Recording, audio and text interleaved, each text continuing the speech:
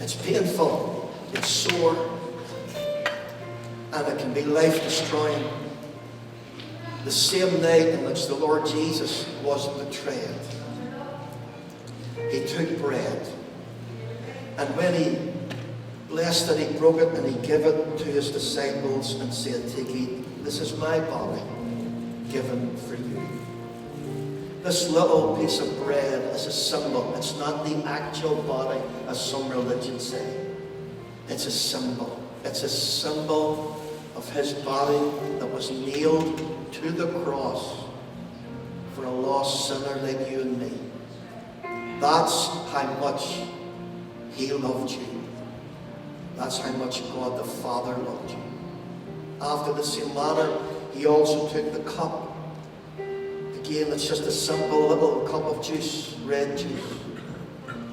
But it symbolizes the blood of Jesus that cleanses every one of us from all our sins. Not some of them, not most of them, all of them. Aren't you glad? Aren't you glad? Or for that a man and a woman examine themselves, that they eat not this bread or drink this cup in an unworthy fashion. For he that eateth and drinketh unworthily, eateth and drinketh damnation to their own soul. So don't hurt your own soul. If you're coming today to the breaking of bread, don't come with unforgiveness. If you need to forgive somebody, forgive them now. If you've got bitterness in your heart against somebody, you need to get rid of it now. We're not messing about, folks. The King could come today, and if your attitude isn't right, he'll not be happy. That's why we need to keep our testimonies right, clean and serving the King. He took bread. Let's come to him. Let's remember him. And let's sense his presence in this place. He took bread. Thank you for the bread, Lord. Your body given on the cross for us.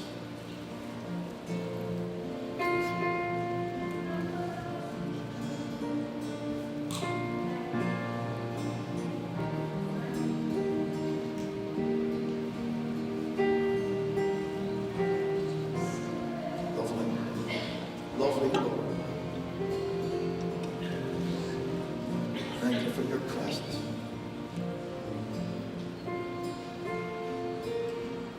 He also took the cup. Thank you for the blood of Jesus. Thank you, Lord, for the cleansing power of the blood. Thank you for the cup.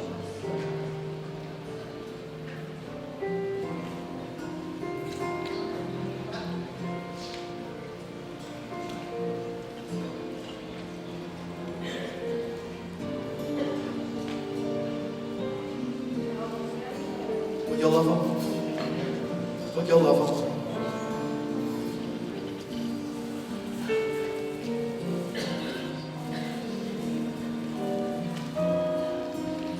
There is nobody like Jesus. Nobody like him. The darling of heaven.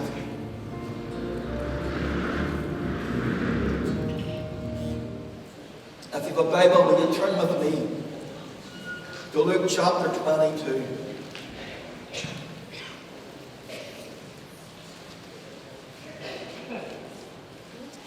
And we'll read from verse 31 to 34 and then down to 54.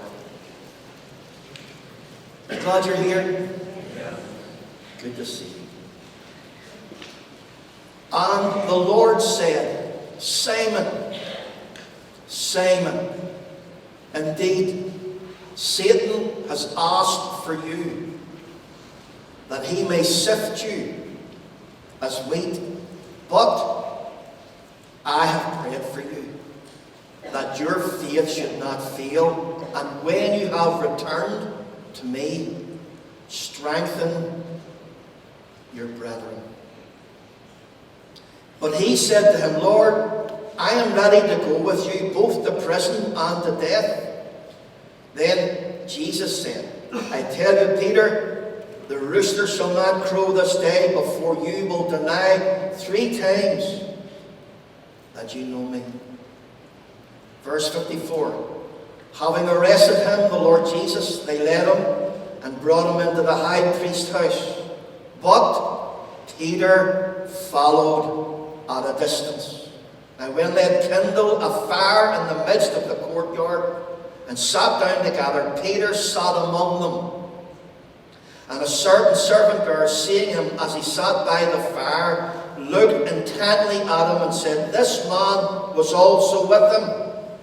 But he denied him, saying, Woman, I do not know him. And after a little while another saw him and said, You also are one of them, or of them, sorry. But Peter said, Man, I am not. Then after about an hour had passed, another confidently affirmed, saying, Surely this fellow also was with him, for he is a Galilean. But Peter said, Man, I do not know what you are saying, or what you're talking about. Immediately, while he was still speaking, the rooster crowed. And the Lord turned and looked at Peter. Then Peter remembered the word of the Lord, how he said to him, Before the rooster crows, you will deny me 3 times. So Peter went out and wept bitterly. Father, will you bless your word today to all of our hearts, every one of us, Lord, because we could be a Peter next week. We could fall like Nelson, Lord. That's why we all need you. We need your presence every day of our lives. Bless your word to all of our hearts, even those watching online. May the name of Jesus be glorified in this place. In Jesus' name we pray. And everybody said. Title for this message this morning is simple: The Restoration of Failure. The restoration of a failure. There's failure sitting in this church today. And you need to hear this message. Because it's not over until he says it's over. The restoration of a failure. Verse 59 says, Surely this fellow also was with him, for he is a Galilean. But Peter said, Man, I do not know what you are saying. I don't know what you're talking about. Immediately, while he was still speaking, the rooster crowed, and the Lord turned and looked at Peter. Then Peter remembered the word of the Lord, how he had said to him, before the rooster crows, you will deny me 3 times. So Peter went out and wept bitterly. In a moment of sheer madness, Peter denied his Lord not once, not twice, but 3 times with oaths and curses. Peter went from declaring total loyalty to Jesus to blatantly denying Jesus personally, publicly, and shamefully. And as the words were leaving his mouth, the rooster crowed for the 2nd time, and immediately Jesus turned and looked at Peter, and Peter remembered the word of the Lord and went out and wept bitterly. How did Peter, of all people, get himself into such a situation? Well, let's watch his downward spiral. Number 1, Peter refuted the word of the Lord spoken over his life.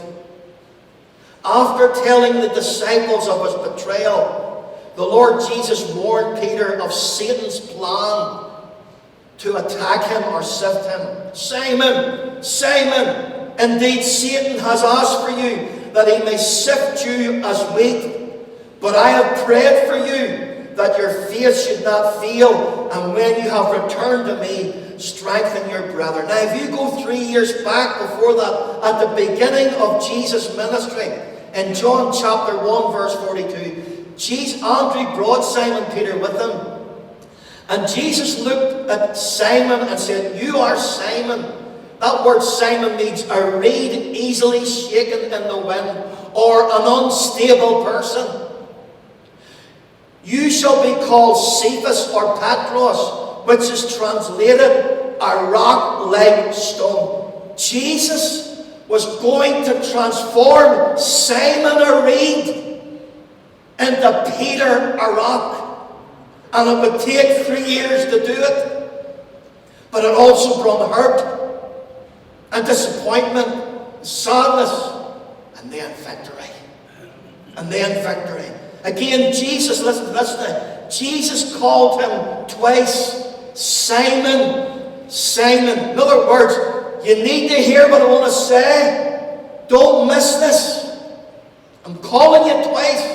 The devil wants to take you down, take you out, and sift you as wheat. Listen, but I have prayed for you. Jesus prayed for him. And by the way, see the word you there? He's actually talking not only to Simon, he's talking to all the disciples. I pray for all of you.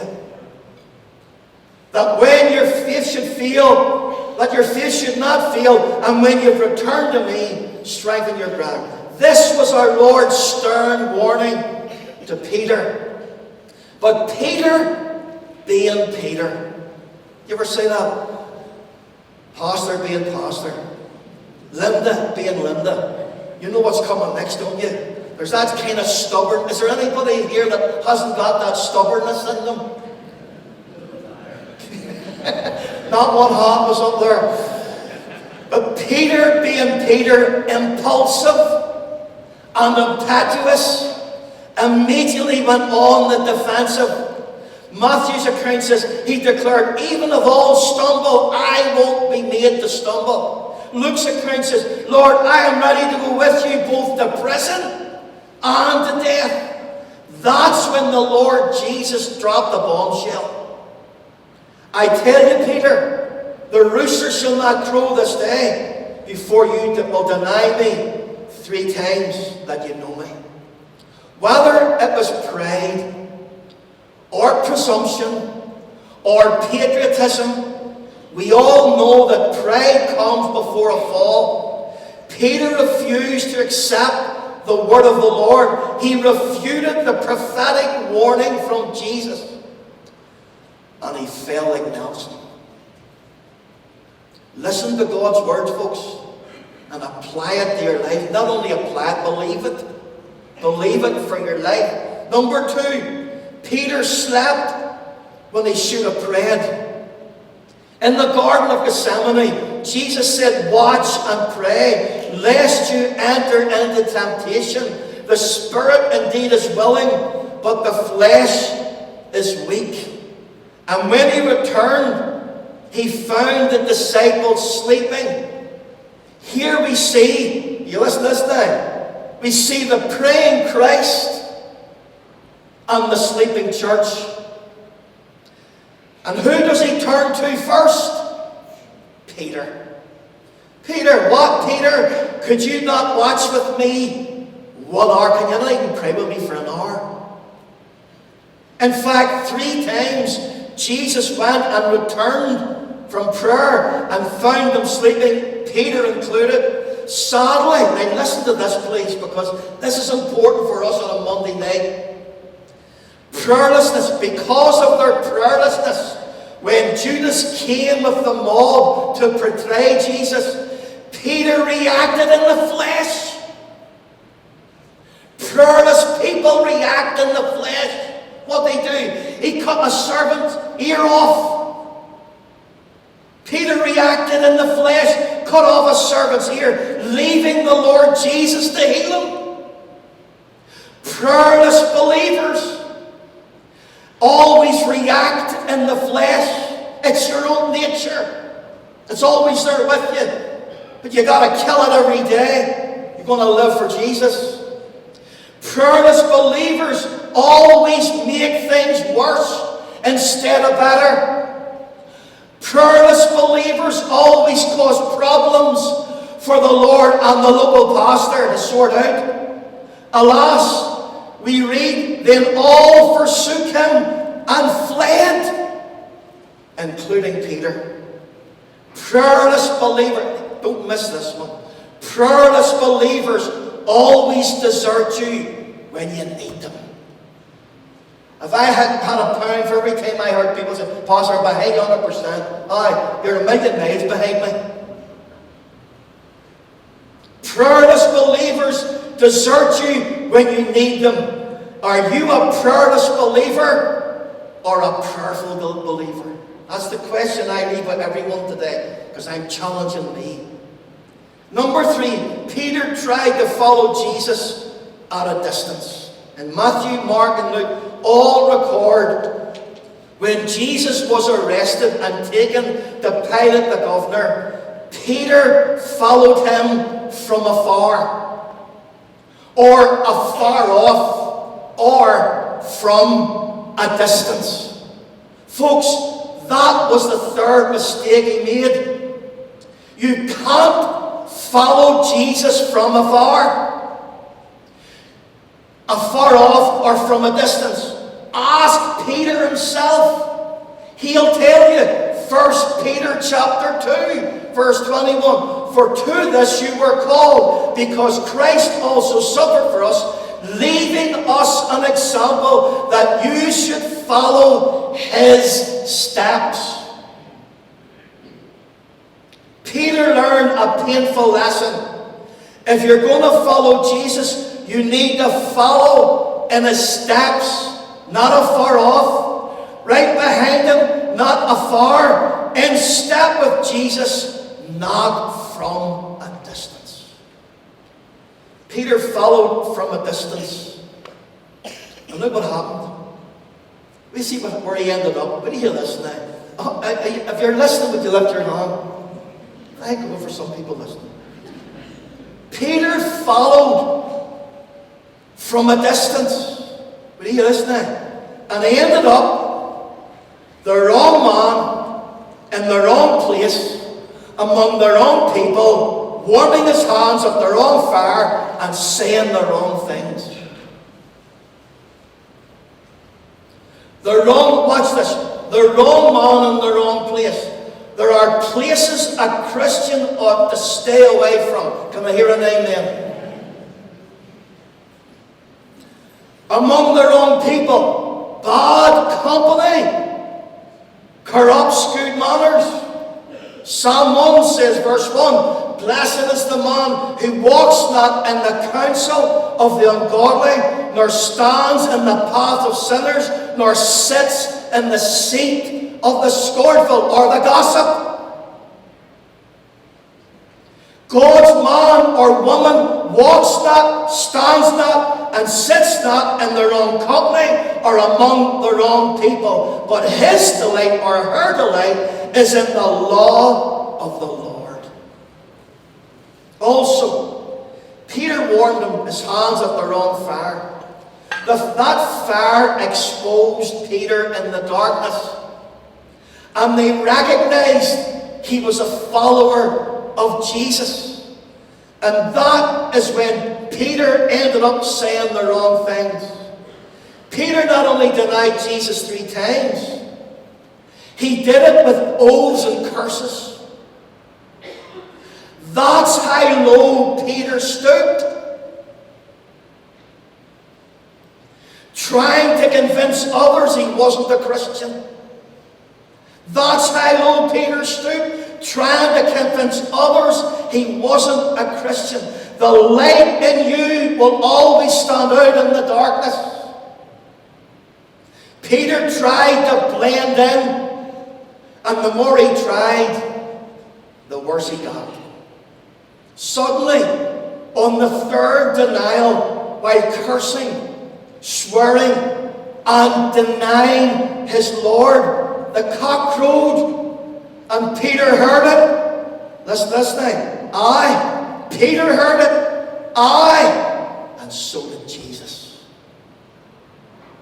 So did Jesus. His Lord heard it as well. Suddenly, on the third denial, while cursing, swearing at his Lord, the cock crowed, and Peter heard it, and so did Jesus, for immediately Jesus turned and looked at Peter. That's when Peter remembered the word of the Lord. Before the rooster crows, you'll deny me 3 times. That one look from Jesus was all it took. He knows how to touch your heart. He knows how to confront you properly. He knows how to expose the things that you need changed in your life and me. That one look was all it took. One look from Jesus, and Peter remembered the words Jesus spoke over his life. He remembered the Lord's prophetic warning, now being fulfilled right before his eyes. He remembered his stubborn refusal to accept Jesus' word, his contemptuous reaction toward Jesus in front of his disciples, his arrogant rebuttal that he would never deny his Lord. Others might, but he, not him. And when the rooster crowed the second time, the Lord turned and looked at Peter. Now that tells me something. It tells me this: the Lord Jesus must have been close enough to hear and recognize Peter's voice, and within distance to hear Peter cursing,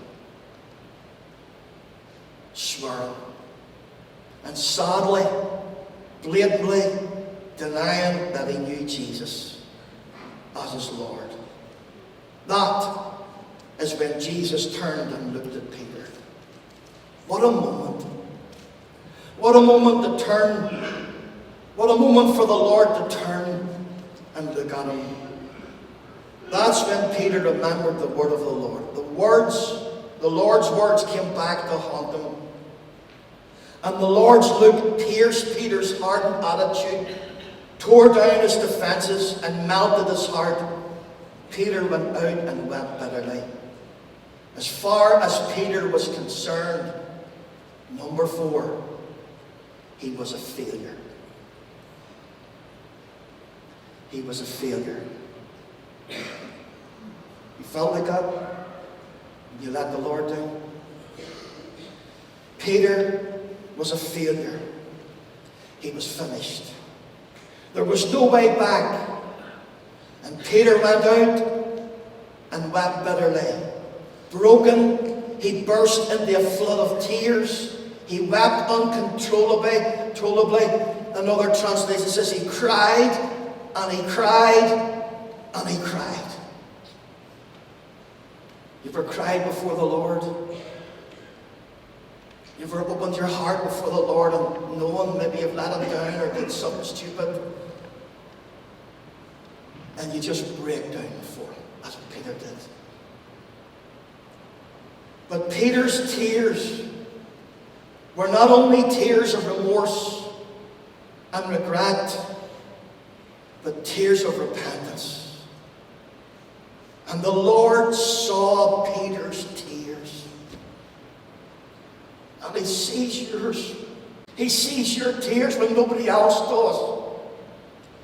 When you're brokenhearted, alone in your home or in your bedroom, he sees your tears in the middle of the night. The Lord saw Peter's tears. Jesus' look was not only a look of anger. It was not a look of anger or disgust or condemnation. No. Not a look of I told you so, you should have listened to me, or it serves you right. Because that's what many people say. No. His was a look of love. Do you look at me for a minute? He loves you more than you realize. He loves you. Jesus loves you. Even when you don't love yourself, he still loves you. That one look was worth 1,000 words. That one look from Jesus declared, you failed, but you're not forgotten. You failed, but you're not finished. Am I looking at somebody this morning and you failed? You thought, I'll never make it. Just hold it. You failed, but you're not forgotten. You failed, but you're not finished. Sadly, and I'm saying this sadly as a pastor, many in church today would have cancelled Peter out, excommunicated him, called him out from the pulpit, ostracized him and told him never to come back to church. But not so Jesus. Can we give him the glory today? Jesus' look was a look of unconditional love.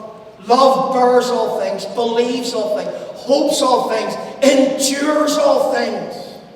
Love never fails. Can you say it with me? Love never fails. Even and especially for those who have failed badly. And we see our Lord's amazing grace and forgiveness. In Mark chapter 16 verse 7, on Resurrection Day, the angels declared to the women at the empty tomb, he is not here. He is risen. Listen, but go and tell his disciples, wait for it, and Peter,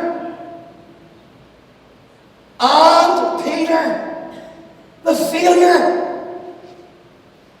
Go and tell his disciples, and Peter, go and especially tell Peter too. Go and tell Peter, the failure, that I'm alive.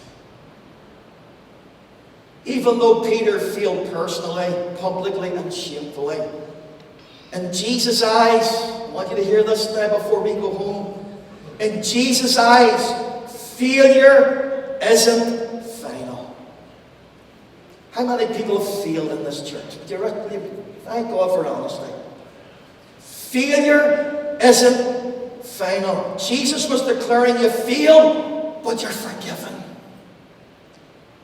Jesus still loved Peter and had a plan and a purpose for his life. Did you hear that, fallen brother? Did you hear that, fallen sister? He still had a plan and a purpose for his life, even though he failed miserably. In John chapter 21, Peter and 6 others decided to go back to their old fishing ways and caught nothing. See, when you go back to your old ways, you catch nothing, only the cold. But later on, resurrection morning, Jesus appears to them on the shore, and he told them to cast their net again, and they did, and they caught loads of fish. Somebody says, it's the Lord, and Peter jumped out of the boat to get to the Lord. And as he came on the land, he passed, listen to this, a fire of coals. Did that fire of coals remind Peter of the nightmarish failure that he happened to do at night in those moments? And after breakfast, Jesus confronted who? Peter. And he called him by his old flaky nature. His old unstable nature. He didn't say, Peter, do you love me? He said, Simon, son of Jonah. The reed that's easily shaken. He had to address the old nature in Simon.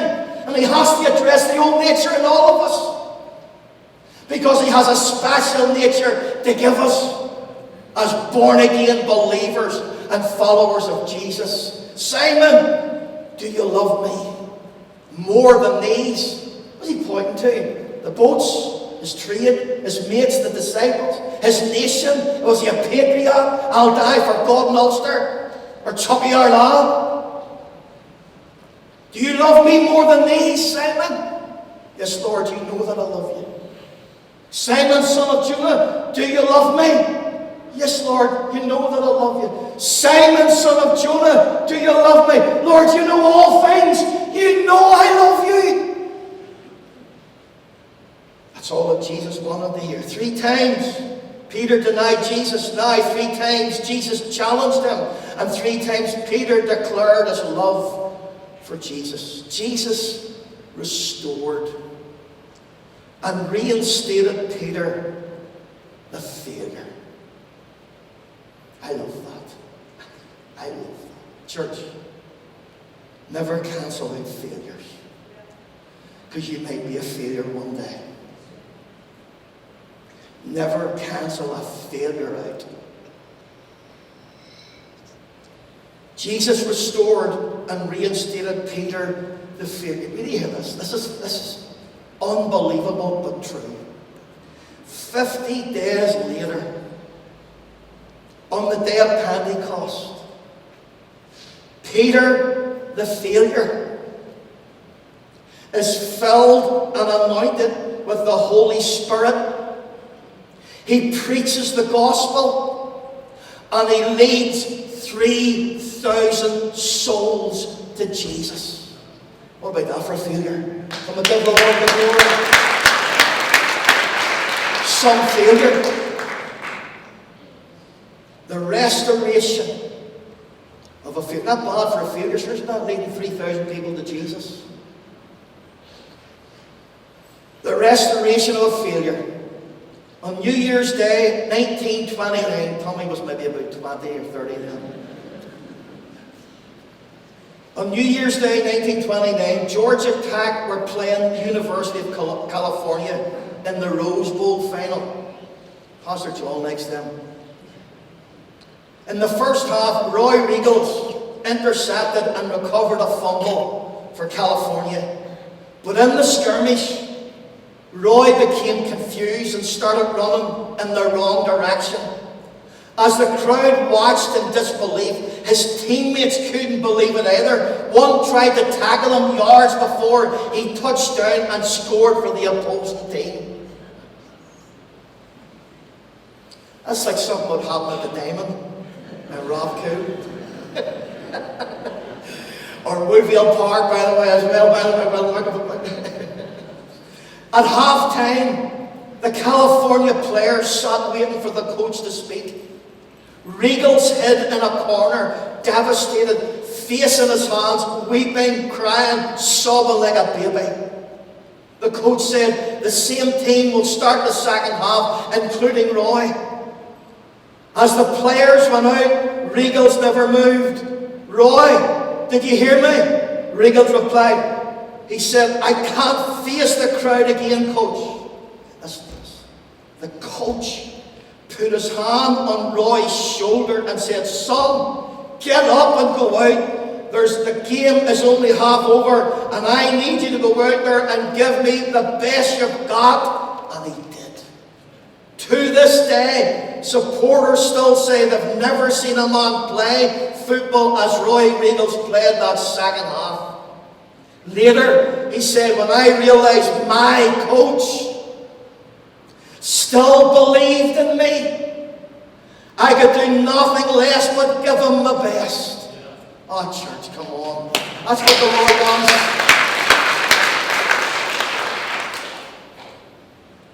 Galatians chapter 6, verse 1. This is for all of us now. Maybe you think you're strong or spiritual. Brethren and sisters, if any man or woman is overtaken in a trespass, you who are spiritual, restore such a one, listen, in a spirit of gentleness, considering yourself, lest you also be tempted. I remember 2 alcoholics coming to the church in Falcon, 3 of them. One of them was our neighbour, a lady. But the other 2, I remember one night in the balcony, I used to bring them in. 3 used to come in on a Sunday night. I used to take their drink off them, put it in the fridge. I would never put it down the drain. I would never do that on them. We put it in the fridge, Linda, myself, Pastor T. And afterwards we give them it back. Never forget the first night they were there. We're in the balcony was open, packed. And I give the appeal. And the neighbour, Kathy, raised her hand. And then the wee man beside her, he raised his hand. And then the third one says, Jordy, make it a hot drink. Our place is falling apart. But the 2 wee men, they were struggling. One from his pastor, he's on the bench. He wants me to go inside. I said, don't you be going. I go. You stay where you are. So I got there, and the 2 of them were drunk. Had to sort to take them out. But brothers and sisters, listen, everybody who's failed needs a second chance. Everybody.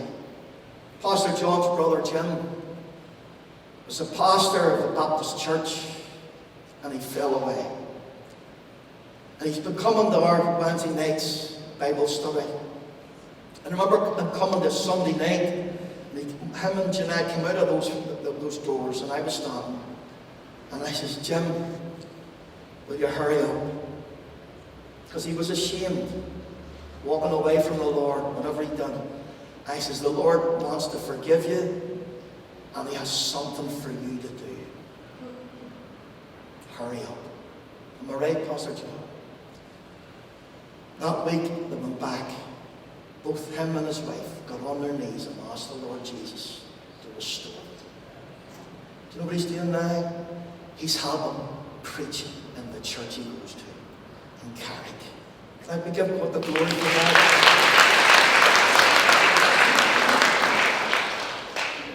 Do you know a fallen brother? Or a fallen sister? Do you know a fallen brother or sister? Go and tell them. Phone them. Go and see them. Do something. Go and tell them. Failure is not final. Jesus restores the fallen.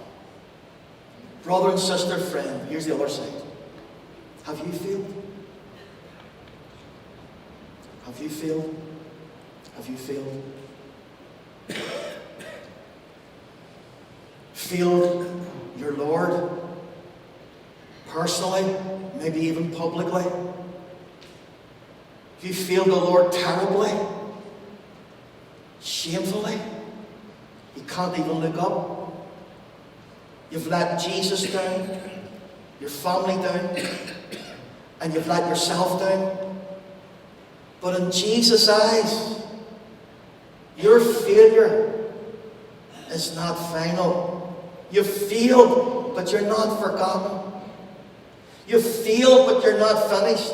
Brother, sister, friend, it's not over. There's another half to play. There's another half. There's still time for you this morning to get up, go back and start again.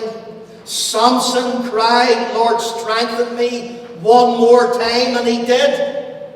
And he brought the house down and delivered his people. David cried, restore unto me the joy of my salvation and create in me a clean heart. David committed adultery, murder, all sorts of stuff. And God still forgave him and restored him. In fact, some of his best psalms were written after he came back to the Lord. David cried out, restore unto me. Peter cried out, Lord, you know all things. You know I love you. Jesus specializes in restoring failures. He restored the man's withered hand. He restored sight to the blind man. He restored a woman caught in adultery and told her to go and sin no more. In other words, clean up your act and keep going. Don't live like that anymore.